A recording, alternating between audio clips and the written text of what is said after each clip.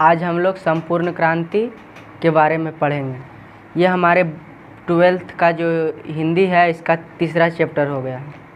2 chapter हम लोग पढ़ चुके हैं। फर्स्ट कौन सी था, बातचीत, और दूसरा उसने कहा था, और ये तीसरा चैप्टर है संपूर्ण क्रांति।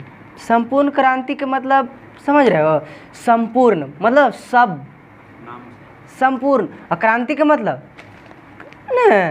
एकदम अथेनियन हो रहा है। संपूर्ण क्रांति मतलब संपूर्ण जगह क्रांति हो गया, लग रहा है ना। तो ये एक भाषण है, कजी भाषण।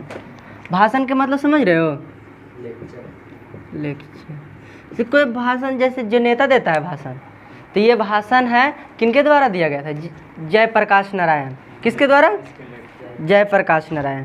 और जो इनका संपूर्ण क्रांति जो भाषण था जयप्रकाश नारायण के द्वारा दिया गया। इसका लेखक कौन हो गए, जयप्रकाश नारायण। संभावना है जयप्रकाश नारायण। जयप्रकाश नारायण जो है सबसे पहले बिहार में सबसे पहले इनकी ही राज चलता था। ये जो आज लालू यादव और नीतीश कुमार देख रहे हैं ना, सब इसी का चेला है, जयप्रकाश नारायण का। जयप्रकाश नारायण नहीं होते तो ये सब नहीं होते। सबसे यही क्रांति लाए थे तो वो सब राजनीति में शामिल हुए, लालू यादव और नीतीश कुमार। किसी का जयंती मनाए या ना मनाए, लालू यादव और नीतीश कुमार इनका जयंती जरूर मनाते हैं, ठीक है ना। ये तो देखना 11 अक्टूबर आएगा तब। इनका जो जन्म है दोस्त, कब, 11 अक्टूबर 1902 ईस्वी को। 11 अक्टूबर 2 ईस्वी को हुआ था, 1902 ईस्वी को। और इनका निधन हुआ था 8 अक्टूबर 1979 ईस्वी को। 8 अक्टूबर 1979 ईस्वी को इनका निधन हो गया था। इनका जो जन्म स्थान है, बार बार क्वेश्चन पूछता है, जन्म स्थान सिताव दियारा गांव। कहाँ, सिताव दियारा, सिताव दियारा, सिताव दियारा में इनका जन्म हुआ था।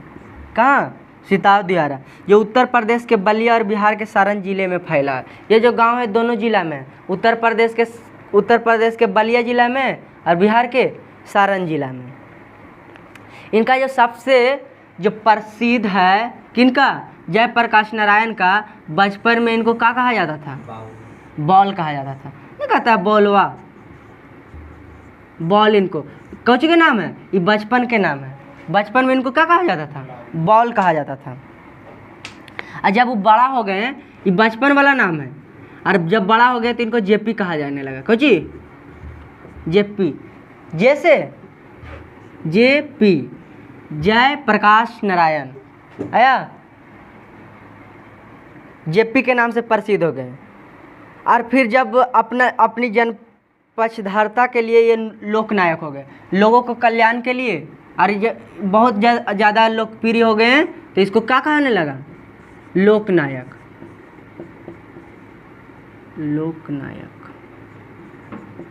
तो इनका बचपन के पहला क्वेश्चन कि इनका बचपन के नाम बॉल, जेपी के नाम से भी प्रसिद्ध थे, और इनको लोकनायक। जब भी इनका नाम लिखा जाएगा तो लिखा जाता है लोकनायक जयप्रकाश नारायण आँख अस्पताल। नहीं देखो ना, लिखल रहता है ऐसी। इनका जो माता थी कौन, फूलरानी देवी। माता फूलरानी और पिता हर्षु दयाल। माता का कौन नाम था, फूलरानी, और पिता इनका, पिता हर्षु दयाल, हर्षु दयाल। और इनका जो पत्नी थी प्रभावती देवी। पत्नी कौन, प्रभावती देवी।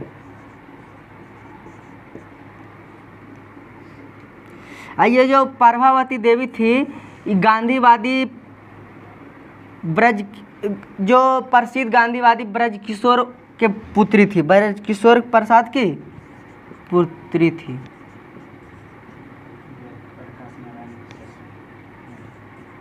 किशोर प्रसाद।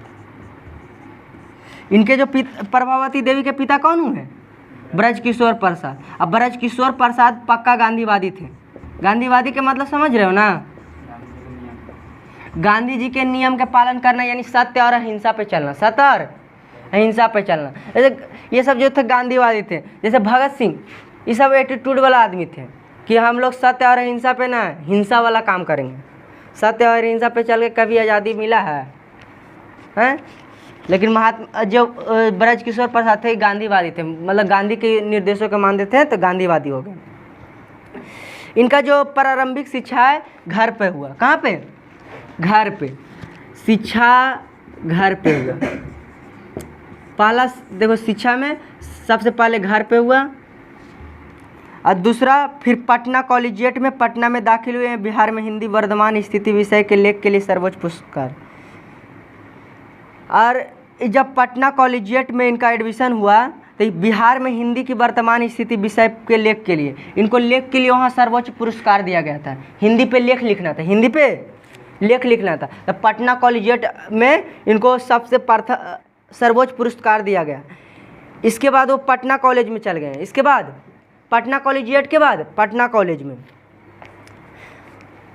लेकिन जब असहयोग आंदोलन हुआ तो ये अपना शिक्षा छोड़ दिए। कौन कॉलेज से? ये पटना कॉलेज से पढ़ल हैं। कौन कॉलेज से? पटना कॉलेज। पटना कॉलेज। आई लालू यादव भी पटना कॉलेज का स्टूडेंट है। कौन? लालू यादव भी। जो अच्छा नेता होता है ना बिहार का, पटना कॉलेज से। पटना कॉलेज में बहुत पॉलिटिक्स होता है, वहाँ से लीडर चुनाएगा, फिर वहाँ से जो लीडर चुनाता है वो प्रसिद्ध हो जाता है। जैसे एगो JNU के नाम से। JNU मतलब समझ रहे हो? जवाहरलाल नेहरू यूनिवर्सिटी। यहाँ से जो भी अध्यक्ष चुनाता है एकदम प्रसिद्ध हो जाता है। कन्हैया कुमार यहीं के पढ़ल है। कन्हैया कुमार अभी नाम सुने हो ना? बहुत प्रसिद्ध आदमी है। भीमराव अम्बेडकर की बेटा है। नहीं, भीमराव अम्बेडकर तो JNU से पढ़ा है कन्हैया कुमार। छोड़ो ये सब बात। ये पटना कॉलेज में एडमिशन तो ले लिए, लेकिन असहयोग आंदोलन कब हुआ था? 1920 में। 1920 में। तो ये अपना पढ़ाई उड़ाई छोड़ दिए। अपना पढ़ाई उड़ाई छोड़ दी। कौन? जयप्रकाश नारायण। काहे ला? असहयोग आंदोलन के कारण। असहयोग आंदोलन के कारण ये अपना पढ़ाई छोड़ दिए। कौन? JP जयप्रकाश नारायण। और छोड़ के 1900 इस सब में शामिल। असहयोग आंदोलन के मतलब हुआ कि जैसे अंग्रेज का जो कुछ भी सहयोग नहीं करना है, अंग्रेज का कुछ भी सहयोग नहीं करना है, तो वही होता है असहयोग। सहयोग का उल्टा असहयोग। एगो महात्मा गांधी चलाए थे असहयोग आंदोलन 1920 में, जिसमें अंग्रेज का जितना भी चीज़ें सब बहिष्कार कर दो, उसका कुछ भी इस्तेमाल ना करो, ठीक है ना? उसका जो कॉलेज इंग्लिश मीडियम खुलाया है उस सब में जाना बंद कर दो। वही हुआ असहयोग आंदोलन, ठीक है ना? तो असहयोग आंदोलन में ये भी अपना शिक्षा त्याग दिए थे। फिर 1922 में शिक्षा प्राप्ति के लिए अमेरिका गए। कितना में? 20 में यह सहयोग आंदोलन। फिर 2 साल बाद लगा कि नहीं, पढ़ना जरूरी है। 1922 में कहाँ गए? अमेरिका। काहे ला? पढ़ेला। अमेरिका गए पढ़ने के लिए। वहाँ कैलिफोर्निया, बर्कले, विस्कॉन्सिन, मेडिसन आदि कई विश्वविद्यालयों में अध्ययन किए। कौन कौन में? California, Berkeley, Wisconsin, Madison. इसका जो सबसे था अमेरिका के मेडिसन में। अमेरिका के मेडिसन ये सबसे ज़्यादा प्रसिद्ध है।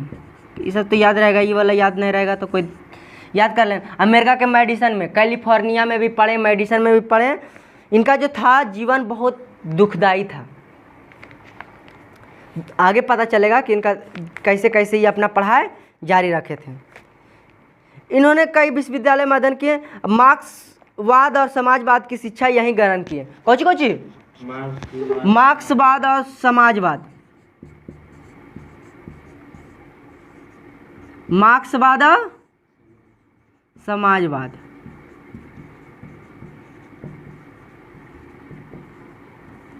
मार्क्सवाद और समाजवाद की शिक्षा यही मेडिसन में ग्रहण किए थे। लेकिन शिक्षा ग्रहण कर ही रहे थे कि माँ की अस्वस्थता के कारण वह PhD ना कर सके और देश लौट आए। लेकिन उनका माँ का तबीयत थोड़ा, जब वो PhD में गए, कब में? PhD में, पीएचडी में गए तो उनका माँ का तबीयत थोड़ा ख़राब रहने लगा, तो इसके लिए वो अपना देश लौट आए। कहाँ से? अमेरिका से। पूरा पढ़ाई अच्छा से नहीं कर पाए, और जब यहाँ देश लौट आए तब 1929 ईस्वी में कांग्रेस में शामिल हो। ये सब इरेज कर देते हैं, ठीक है ना। 1929 ईस्वी में कांग्रेस में शामिल हो जाए। जैसे अब यहाँ जो मार्क्सवाद के मतलब समझ रहे हो, जो कार्ल मार्क्स के जो उद्देश्यों का पालन करता है उसे मार्क्सवाद का, उसका जो बुक है उसको पढ़े थे, समाजवाद का बुक, ये सब अमेरिका में पढ़े थे। लेकिन काहे पीएचडी वो क्यों नहीं कर सके? माँ का तबीयत खराब रहने के कारण वो अपना देश लौट आए, इसलिए वो पीएचडी नहीं कर सके। और जब भारत लौटे तो 1929 ईस्वी में कांग्रेस में शामिल हो गए। कितना में? 29 में कांग्रेस में शामिल हो गए। पहले कांग्रेस ही चलता था। 1932 में सविनय अवज्ञा आंदोलन के दौरान जेल गए। 1929 में शामिल हुए तो 1932 में सविनय अवज्ञा के आंदोलन के तहत जेल गए थे। सविनय अवज्ञा आंदोलन के तहत जेल गए थे। कौन? जयप्रकाश नारायण जेल गए थे वो। और जब भी जेल जाता है ऊपर सीधे हो जाता है। जेल से बाहर निकलकर कांग्रेस के अंदर ही कांग्रेस सोशलिस्ट पार्टी के गठन में अहम भूमिका निभाएं। जेल से बाहर निकलकर, जब जेल से वो बाहर निकले तो कौची एगो पार्टी के गठन किए थे, Congress socialist party. Congress socialist party, socialist पूछता है कि किस पार्टी का गठन किए थे, तो Congress socialist party, very important. फिर 1943 में जेल गए। 42 के आंदोलन में विशेष प्रसिद्धि मिली। 42 के आंदोलन में उनको बहुत ज़्यादा प्रसिद्धि मिली। आज़ादी के बाद 1952 में प्रजा के विनोबा भावे के सर्वोदय आंदोलन से जुड़े। 1954 में, एक मिनट, आज़ादी के बाद 1952 में प्रजा सोशलिस्ट पार्टी के गठन में योगदान दिए और धीरे धीरे सक्रिय राजनीति में स्वयं को अलग कर लिया। 1954 में विनोबा भावे के 1952 में कौन सा? 1952 में वो प्रजा सोशलिस्ट पार्टी के गठन में योगदान दिया। प्रजा सोशलिस्ट पार्टी में अपना योगदान दिए थे। और 1954 में विनोबा भावे के सर्वोदय आंदोलन से जुड़े थे। विनोबा भावे के सर्वोदय आंदोलन से जुड़े थे।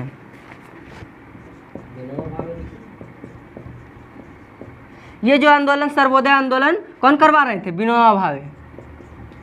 सबका एक अथी होता है ना, विनोबा भावे, इतने याद रखना है। उस 1952 में प्रजा सोशलिस्ट पार्टी का गठन में योगदान दिया। 1954 में सर्वोदय आंदोलन जो विनोबा भावे करवाते उसमें वह शामिल हुए। और उनका जो सबसे प्रसिद्ध हुए, सबसे ज़्यादा प्रसिद्ध कब हुए? 1974 में। 1974 में वो छात्र आंदोलन का नेतृत्व किए थे। कौची के? छात्र आंदोलन का नेतृत्व किए थे। कौन? जयप्रकाश नारायण। तब वो सबसे ज़्यादा प्रसिद्ध हुए थे। और उस समय और आपातकाल के दौरान, उस समय आपातकाल लगा था। कब? 1974 में तो वो जेल गए थे। 1974 में जेल गए हैं, उस समय आपातकाल लगा था। इनके मार्गदर्शन में ही जनता पार्टी का गठन हुआ। इनके मार्गदर्शन में ही जनता पार्टी का गठन हुआ। जनता पार्टी जैसे आज कैसे वो वही जनता पार्टी ही वो सबके लालू यादव और नीतीश कुमार में दुगो में अथी हुआ था, वही जनता पार्टी की सब चेला है, लालू यादव और नीतीश कुमार। इनका जो सबसे महत्वपूर्ण कृत्य थी reconstruction of Indian polity. Reconstruction of Indian polity, ये भी आई है एकदम। Reconstruction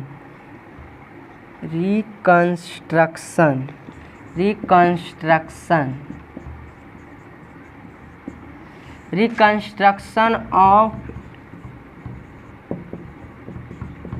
Indian polity. इनका सबसे प्रसिद्ध था कृति, ये कुछ कविताएं भी लिखे थे, डायरी भी लिखे थे, निबंध भी इनका प्रकाशित हुआ। इनको जो था 1965 ईस्वी में मैग्सेसे सम्मान से नवाजा गया। कौन सम्मान? मैग्सेसे सम्मान।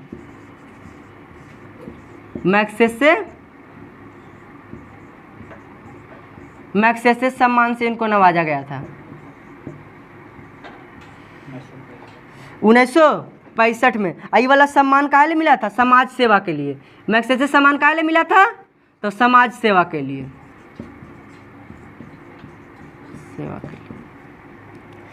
ये वाला जरूर याद रखना, रिकंस्ट्रक्शन ऑफ इंडियन पॉलिटी इनका जो सबसे महत्वपूर्ण कृतियां हैं। और 1998 में उनको कौन मिला? भारत रत्न। 1998 में भारत रत्न। इनका मृत्यु कब हो गया था? 1979 में। 1979 में इनका मृत्यु हो गया था। तो यानी इनको जो भारत रत्न पुरस्कार मिला मरणोपरांत मिला ना, मृत्यु के बाद ही मिला। 21वीं सदी के आदमी थे, 20वीं सदी के, ये 20वीं सदी के आदमी थे। कितवीं सदी? 20वीं सदी, 20वीं सदी के ये आदमी थे। ठीक है। ये समाजवादी विचारक के आदमी थे, क्रांतिदर्शी नेता थे, समर्पित समाजकर्मी थे, विद्रोही स्वाधीनता सेनानी थे।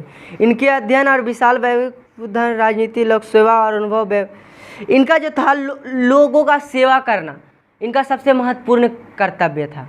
लोगों का सेवा करना, लोक कल्याण। तो इसीलिए उनको लोकनायक का, लोकनायक मतलब लोगों का लीडर, नायक, इसीलिए इनको लोकनायक के नाम से जाना जाता है। वे अपने समय में विश्व के कुछ चुने हुए लोकतांत्रिक नेताओं में से एक से, वे अपने जब अपना समय था तो पूरा विश्व में इनका नाम आता था। लोकतांत्रिक नेताओं में से पूरा विश्व में अगर 50 गो नेता को चुना जाए पूरा वर्ल्ड में, तो इनका भी नाम शामिल आएगा। वो अपना समय में विदेश से अपनी शिक्षा पूरी करके लौटने के बाद स्वाधीनता संघर्ष में अपने को जब विदेश से शिक्षा कर पढ़ लिख के आए तो अपना पूरा समय कहाँ झोंक दिए? राजनीति में, एकदम स्वाधीनता में अपना को झोंक दिया। स्वाधीनता संघर्ष में उनकी भूमिका क्रांति धर्मी थी। स्वाधीनता प्राप्ति के बाद उन्होंने सत्ता केंद्रित राजनीति के बदले अपने लिए लोक केंद्रित रचनात्मक राजनीति और समाज सेवा का मार्ग, उनको मानना था कि ये जो लोकतंत्र है ना, ये समाज सेवा होना चाहिए। जैसे आज लूटपाट न चल रहा है, इनका मानना था ना कि ऐसा नहीं होना चाहिए। ये सब जो नेता कुछ करता है कि प्रचार में करता है 2 करोड़ रुपया खर्चा। एगो विधायक बनेला 2 करोड़ रुपया खर्चा, तो ऑटोमेटिक है कि 2 करोड़ रुपया प्रचार में खर्चा किया तो ऑटोमेटिक है कि 4 करोड़ लूटे का प्लान बनेले रहेगा। और 4 करोड़ नहीं, वो 40 करोड़ लूटता है। तो इनका मानना था कि प्रचार उचार में उतना खर्चा ना करो, जो भी पैसा खर्चा करना है ना समाज सेवा में खर्चा करो। कर्जे में उन्होंने समता, न्याय, सामाजिक परिवर्तन और लोकतंत्र के पक्ष में पत्रकारिता की तथा लोक सेवा के अनेक कार्यक्रम और अभियान चलाए। ये बहुत सारा लोकतंत्र के लिए अभियान चलाए कि सब काम करना गलत बात है, ये सब लोकतंत्र का विरोध वाला बात है। ये सब जो इतना महंगा प्रचार हो रहा है, ये सब ठीक नहीं है, ये सब लोकतंत्र को हत्या है, लोकतंत्र का हत्या हो रहा है। अरे तुम ही सोचो, जो भी लीडर 10-20 करोड़ खर्चा करके अपना प्रचार करता है, वो थोड़ी ना जैसे देखो एगो बात तुम लोग को समझा देते हैं, इरेज कर देते हैं क्या, कोई दिक्कत है? चलो तुम लोग को एगो बात समझा देते हैं, मुखिया वाला। एगो मुखिया का वेतन कितना है? 2,500 रुपया। एगो मुखिया का वेतन 2,500 रुपया है। और कोई भी मुखिया बिना 25 लाख के बिना नहीं बनता है। कोई भी आपको मुखिया बनना है ना, तो कितना 25 लाख रुपया खर्चा करना पड़ेगा। कितने रुपया? इकाई, दहाई, सैकड़ा, हज़ार, 10,000, लाख, 25 लाख रुपया एक मुखिया बनने के लिए, 25 लाख रुपया। अब 2,500 रुपया सैलरी है कर, ठीक है ना। अभी ज़्यादा से ज़्यादा कमाएगा 5 साल में कै रुपया कमा लेगा? 5 साल में सोचो कितना कमाएगा। अच्छा 1 साल के बता दो, 25 दें क्या, 2500 रुपया है तो 25,000, 10 महीना के, 10 महीना का 25,000 हुआ ना, तो 12 25 60, 60 महीना का कितना हो जाएगा? 25,000 में 6 से गुना कर दो, मानो कि 1.5 लाख रुपया, 1.5 लाख, 1.5 लाख रुपया इसका पूरा सालाना इनकम हुआ, मुखिया का सालाना इनकम। लेकिन वो खर्चा किया था कै लाख? 25 लाख। पूरा सबका पूड़ी मिठाई और जिसका अथी छाप है, जो छाप वाला बाटा, पूरा नाश्ता पानी, मतलब रैली तैली पेट्रोल, मतलब 25 लाख रुपया खर्चा कर दिया। और उसका 5 साल का सैलरी है 1.5 लाख, 1.5 लाख रुपये। अब वो 25 लाख खर्चा किया तो 50 लाख चुकावे के चक्कर में रहेगा ना। अब वो 50 लाख चुकावे के चक्कर में रहेगा तो ये सब प्रभाव किस पे पड़ेगा? लोकतंत्र पे। जो वहाँ का पैसा आएगा हड़प जाएगा। तो इसमें वो बताते हैं कि इसका कोई दोष नहीं है, ये लोकतंत्र का दोष है। ये सब जो प्रचार है इतना खर्चा ही नहीं होना चाहिए, प्रचार पे इतना खर्चा ही नहीं होना चाहिए। तो आगे बात समझ में आया ना थोड़ा बहुत? चलो इरेज कर देते हैं इसको, अब मुखिया वाला अथी हमरा से वायरल ना हो जाए। ठीक है, तो ये जो थे सबको काची, सब छात्रों को इसके प्रति अथी करने लगे, काजी प्रेरित करने लगे। छात्रों और युवाओं के अनुरोध पर बुढ़ापा और बीमारी के बावजूद जयप्रकाश नारायण ने आंदोलन का नेतृत्व स्वीकार किया। छात्र आंदोलन में छात्र आंदोलन सब कर रहा था, उसका नेतृत्व कौन किए थे? जयप्रकाश नारायण। जब हाँ उनका बूढ़ा थे और उनको बीमारी भी कुछ था, तब पर भी वो आंदोलन का नेतृत्व। तब आंदोलन को देखते ही देखते राष्ट्रव्यापी संगठित रूप धारण कर ले। तब आंदोलन देखते देखते कुछ हो गया पूरा राष्ट्रव्यापी, मतलब उनका पूरा चर्चा पूरा देश में होने लगा। जयप्रकाश नारायण का चर्चा। जयप्रकाश नारायण लोक नायक कहकर पुकारे गए और वे शक्ति के प्रतीक तथा युवाओं के हृदय के सम्राट बन गए। और वे कौची के नाम से पुकारे गए? लोक नायक के नाम से। और वे छात्रों के और युवाओं के हृदय के सम्राट बन गए। उन्होंने संपूर्ण क्रांति का नारा दिया। उन्होंने कौन सी कहा? संपूर्ण क्रांति।